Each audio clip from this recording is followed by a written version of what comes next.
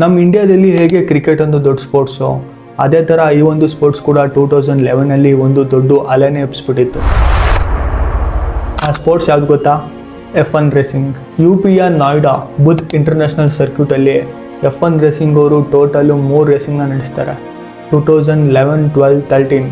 ಆಮೇಲೆ 2013 ಮೇಲೆ ನಮ್ಮ ಇಂಡಿಯಾದಲ್ಲಿ ಇದುವರೆಗೂ ಕೂಡ F1 ರೇಸಿಂಗ್ ಅವರು ಒಂದು ರೇಸಿಂಗು ಕೂಡ ಹೋಸ್ಟ್ ಮಾಡಿಲ್ಲ. ಕಾರಣ ಏನಂದರೆ ಅವಾಗಿದ್ದ ನಮ್ಮ ಇಂಡಿಯನ್ ಗೌರ್ಮೆಂಟು ಈ ಒಂದು F1 ರೇಸಿಂಗ್ನ ಸ್ಪೋರ್ಟ್ಸ್ ಕ್ಯಾಟಗರಿಯಿಂದ ತೆಗೆದು ಒಂದು ಎಂಟರ್ಟೈನ್ಮೆಂಟ್ ಕ್ಯಾಟಗರಿಗೆ ಹಾಕ್ತಾರೆ.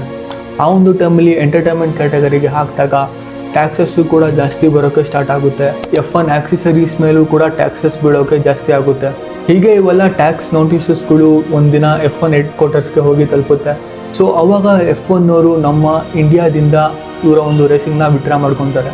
ಆ ಒಂದು ಟೈಮಲ್ಲಿ ನಮ್ಮ ಇಂಡಿಯನ್ ಗೌರ್ಮೆಂಟ್ ಏನಾದರೂ ಈ ಒಂದು F1 ರೇಸಿಂಗ್ನ ಸ್ಪೋರ್ಟ್ಸ್ ಕ್ಯಾಟಗರಿಯಿಂದ ತೆಗೆದು ಎಂಟರ್ಟೈನ್ಮೆಂಟ್ ಕ್ಯಾಟಗರಿಗೆ ಹಾಕಿರಲಿಲ್ಲ ಅಂದಿದ್ರೆ, ಹಾಗೆ ಆ ಒಂದು ಟೈಮಲ್ಲಿ ನಮ್ಮ ಇಂಡಿಯನ್ ಗೌರ್ಮೆಂಟು ಈ ಒಂದು F1 ರೇಸಿಂಗ್ ಮೇಲೆ ಸ್ವಲ್ಪ ಮಟ್ಟಿಗಾದರೂ ಟ್ಯಾಕ್ಸಸ್ ಏನಾದರೂ ಕಡಿಮೆ ಮಾಡಿದಿದ್ರೆ F1 ರೇಸಿಂಗ್ ಅವರು ಇಲ್ಲೇ ಉಳ್ಕೊತಿದ್ರು ಅನಿಸುತ್ತೆ. ಹಾಗೆ ಕ್ರಿಕೆಟ್ ಥರನೇ ಇದಕ್ಕೂ ಕೂಡ ಎಷ್ಟೋ ಅಭಿಮಾನಿಗಳು ಇರ್ತಾಯಿದ್ರು.